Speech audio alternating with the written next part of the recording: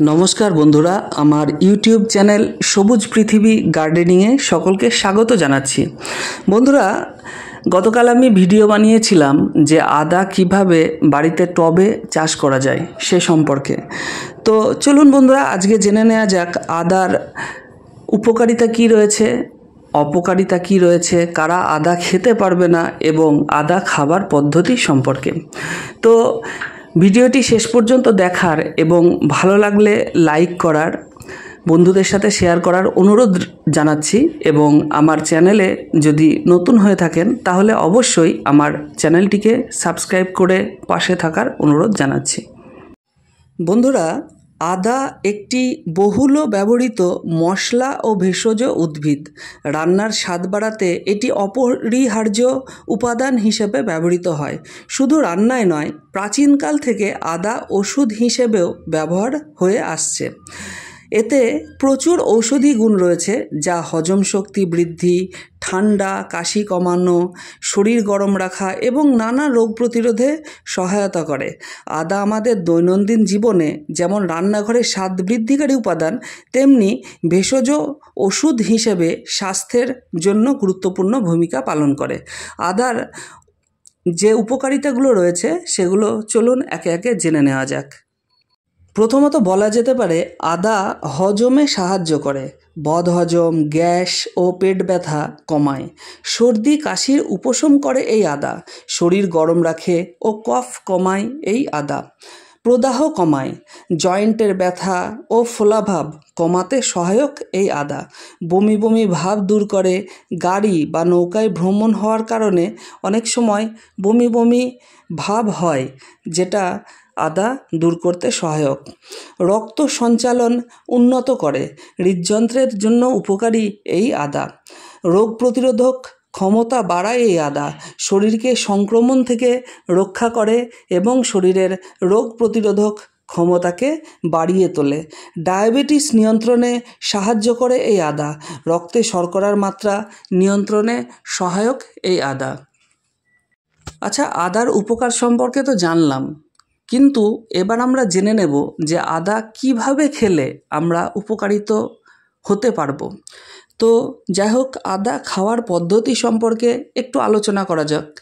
আদা তো সাধারণত আমরা বাঙালি ঘরে রান্নায় রোজই খাই, কিন্তু বিশেষ কিছু নিয়মে, বিশেষ কিছু ক্ষেত্রে আমরা যদি আদা খাই তো কিছু কিছু উপকারিতা আমরা পেতে পারি।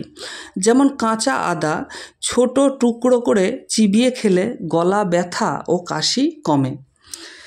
আদার চা, জলে আদা ফুটিয়ে চা বানালে সর্দি কাশি ও হজমে উপকার মেলে। আদা মধু মিশিয়ে গুঁড়ো করে বা কুচানো আদা মধুর সঙ্গে মিশিয়ে খেলে রোগ প্রতিরোধক ক্ষমতা বাড়ায়। রান্নায় ব্যবহার করা হয়। আদা তো রান্নায় প্রতিনিয়তই আমরা ব্যবহার করি। তরকারি, স্যুপ, মাংস বা মাছের রান্নায় আদা দিলে স্বাদ ও গুণ বৃদ্ধি করে। সেই সাথে আমাদের শরীরের জন্যও অনেক উপকারী ভূমিকা পালন করে। আদার রস, সামান্য লেবুর রস ও মধুর সঙ্গে আদার রস খেলে ঠান্ডাজনিত সমস্যায় আরাম মেলে। আদার দিয়ে আচার বা মোরব্বা তৈরি করেও খাওয়া যায়। সেটাও আমাদের শরীরের ইমিউনিটি পাওয়ার বাড়াতে, অর্থাৎ রোগ প্রতিরোধক ক্ষমতা বাড়াতে অনেক গুরুত্বপূর্ণ ভূমিকা পালন করে। বন্ধুরা, আদার উপকারিতা জানলাম, খাবার পদ্ধতি সম্পর্কেও জানলাম। এবার জেনে নেওয়া যাক আদার অপকারিতা। তবে একটা জিনিস বলে রাখি যে কোনো কিছুই বেশি খাওয়া ঠিক নয়। একটা পরিমিত মাত্রায় খেলে কারোরই কোনো অসুবিধা হবার কথা নয়। তবু যদি অতিরিক্ত খাওয়া যায় তো অনেক ক্ষেত্রে অনেক ধরনের সমস্যা হতে পারে। অতিরিক্ত খেলে পেটে জ্বালা বা অম্বল হতে পারে। অতিরিক্ত ঘাম ও শরীর গরম অনুভূত হতে পারে। গর্ভবতী মহিলাদের ক্ষেত্রে বেশি আদা খাওয়া একদম নিরাপদ নয়, বিশেষ করে গর্ভাবস্থার শেষ দিকে। রক্ত পাতলা করার ওষুধ খেলে আদা বেশি খেলে রক্তক্ষরণের ঝুঁকি বাড়ে। আদা অতিরিক্ত খেলে ডায়রিয়া বা বমি হতেও পারে। তবে হালকা বমি বমি ভাবে অল্প করে আদার টুকরো কেটে মুখে রাখলে সেই বমি বমি ভাব দূর করে, কিন্তু অতিরিক্ত খেলে আবার ডায়রিয়া বা বমি ভাব হতেও পারে। অ্যালার্জির সমস্যা কিছু কিছু মানুষের ত্বকে ফুসকুড়ি বা চুলকানি দেখা দিতে পারে এই আদা খেলে। তো বন্ধুরা, একটা সীমিত পরিমাণে অল্প পরিমাণে আদা খেলে মনে হয় না কোনো সমস্যা হবে। তবুও যারা নিয়মিত কোনো ডাক্তারবাবুর সাথে ওষুধ খান বা নিয়মিত কোনো ওষুধের মাধ্যমে আছেন বা রুটিন চেক আপ বা ডাক্তারবাবুর পরামর্শ নিয়েই তবেই আমার মতে বলে খাওয়া ভালো। তবে অল্প পরিমাণে খেলে কোনো কিছুই হবে না আশা করা যায়। এবার আলোচনা করা যাক কারা আদা একেবারেই খাবেন না বা আদাকে এড়িয়ে চলবেন, বা কাদের জন্য আদা খাওয়া একেবারেই ঠিক নয়। গর্ভবতী ও স্তন্য দানকারী নারীরা, বিশেষ করে গর্ভাবস্থার শেষ দিকে আদা বেশি খাওয়া নিরাপদ নয়। রক্ত পাতলা করার ওষুধ খাচ্ছেন যারা, তাদের জন্য আদা রক্তক্ষরণের ঝুঁকি বাড়াতে পারে। যাদের অম্বল, অ্যালসার এবং অতিরিক্ত গ্যাস্ট্রিকের সমস্যা রয়েছে তাদের জন্য আদা খেলে পেট জ্বালা বাড়াতে পারে।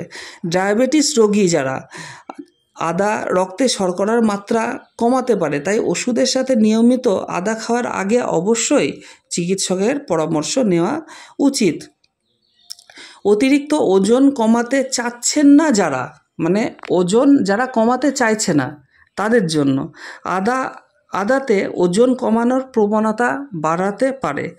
সেই কারণে যারা ওজন কমাতে চাইছেন না তাদের জন্য আদা খাওয়াটা একেবারেই ঠিক নয়, বা খেলেও খুব কম পরিমাণে খেতে হবে।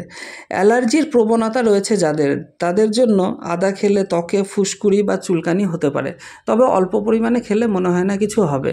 তা যারাই আদা খাবেন বা খেয়ে যদি কোনো সমস্যা অনুভূত হন তাহলে অবশ্যই ডাক্তারবাবুর সাথে আলোচনা করে তবেই খাবেন, বা যারা নিয়মিত কোনো ওষুধ খান বা ট্রিটমেন্টের মধ্যে আছেন তারা অবশ্যই ডাক্তারবাবুর সাথে পরামর্শ করে আলোচনা করে তবেই আদা খাবেন।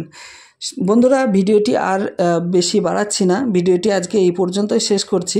তো যারা আমার চ্যানেলে নতুন তারা আমার চ্যানেলে অসংখ্য গাছ সংক্রান্ত ভিডিও আছে, তারা দেখতে পারেন। এবং আমি সাধারণত এই ভেষজ গুণাবলী সম্পর্কেও ভিডিও বানাই, আপনারা গিয়ে চ্যানেলটিকে অবশ্যই পরিদর্শন করে দেখতে পারেন। এবং ভালো লাগলে অবশ্যই লাইক করবেন, বন্ধুদের সাথে শেয়ার করবেন। কোনো প্রশ্ন থাকলে কমেন্টে জানাবেন, বা কোনো যদি আলোচনা বা মতামত থাকে অবশ্যই কমেন্টে জানাবেন। এবং চ্যানেলে নতুন হয়ে থাকলে অবশ্যই চ্যানেলটিকে সাবস্ক্রাইব করে পাশের যে বেল আইকনটি আছে, ঘন্টার মতো যে আইকনটি আছে, সেটাকে টিপে দিয়ে পাশে থাকবেন। বন্ধুরা, ভিডিওটি এখানেই শেষ করছি। ভালো থাকবেন, সুস্থ থাকবেন।